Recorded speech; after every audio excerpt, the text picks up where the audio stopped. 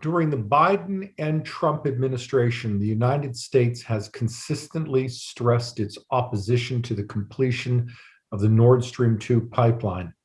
The completion of this pipeline and its use by Germany will allow the Russians to bypass Ukraine, which not only denies Kiev of existing revenues, but it maintains Russia's influence over the German energy sector, which would make Germany dependent upon Russia during, say, a cold winter, and make the German economy perhaps something the Russian government could control during a crisis.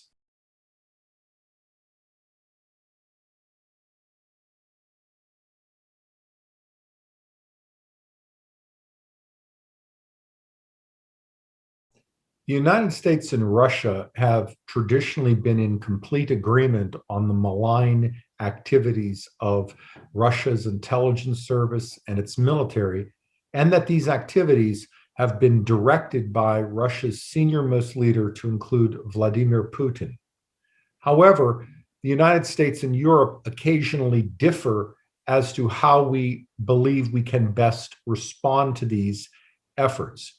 Europe will sometimes state that Russia should that it should deal directly with Russia, hold very frank conversations, and then engage in constructive trade, which shows Russia the benefit of positive economic relations with Europe. The United States believes that this route, although sometimes useful, has not been entirely successful. And indeed, the creation of these economic relationships often backfires upon Europe itself, and Europe itself becomes hostage to the investments and to the economic interest it creates with Russia. However, Russia's activity in recent years has been very aggressive, matching its decline as a state power. Russia's assassination operations have rivaled those conducted by the Soviet Union in the 1930s and in the 1950s. Russia's engagement in the Middle East is at best unhelpful and at worst completely disruptive. Russia seems to be engaged in operations which are meant to do two things.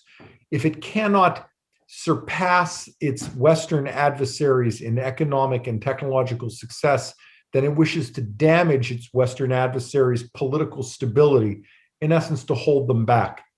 And in the Middle East, its goals tend to be to influence American influence limit American influence at the expense of regional people. In essence, Russia is like an athlete who cannot win a race, so he tends to try and trip the other runners to give itself an edge.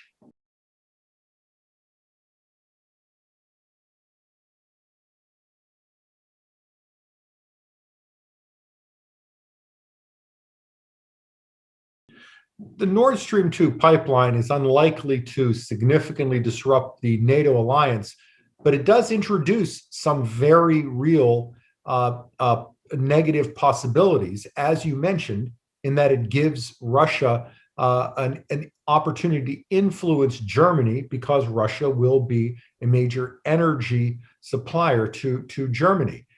This is not necessarily the primary goal of the Russians. Their goal is to export energy to a reliable partner who will pay, which will pay regularly and pay in hard currency. But this is a side benefit of this deal. This deal not only earns Russia hard currency for its energy sector, and the bulk of Russian revenues comes from its energy sector, but allows it to promote dissent or discussion within NATO and between the United States and Europe as to the direction of Russian policy. So this is like a double win for the Russians. In recent years, there have been several different attempts to provide alternative sources of energy to Western Europe that would allow it to reduce Russia's stranglehold on this sector. As you mentioned, it includes dealing with the Qataris on liquid natural gas. Israel has looked at creating sending its own gas resources. And there's also a consortium of Eastern Mediterranean states. Unfortunately, this last consortium has been destabilized by some of Turkey's activity in the region, and it looks as if it will be delayed.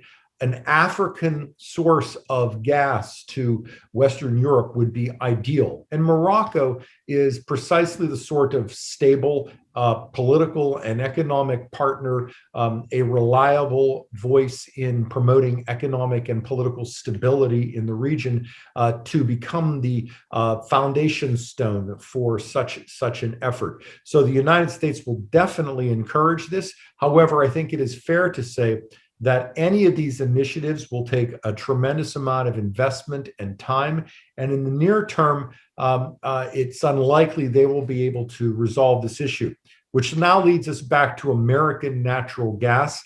The natural gas supply is more expensive because of shipping, but it's very reliable.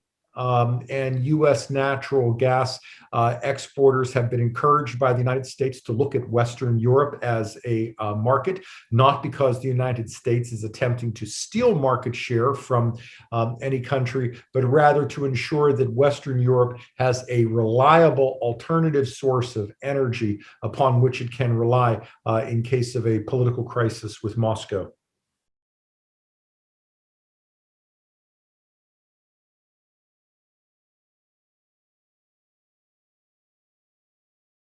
Well, Algeria certainly remains a potentially important energy source for Western Europe.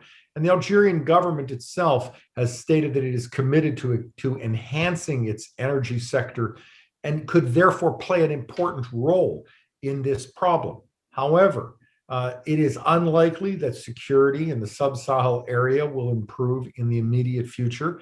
It is unlikely that the ISIS-associated terrorist groups are going to not look at any pipeline as a potential way to destabilize the region and perhaps to extract revenue by holding the pipeline hostage.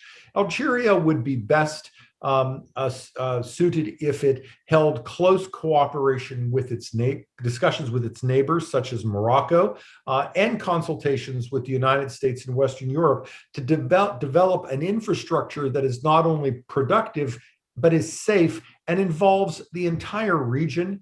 That way, everyone has a seat at the table and their interests are protected. I think it's going to be difficult to look at a route that goes through areas that are so destabilized as being seen as more reliable than the current situation.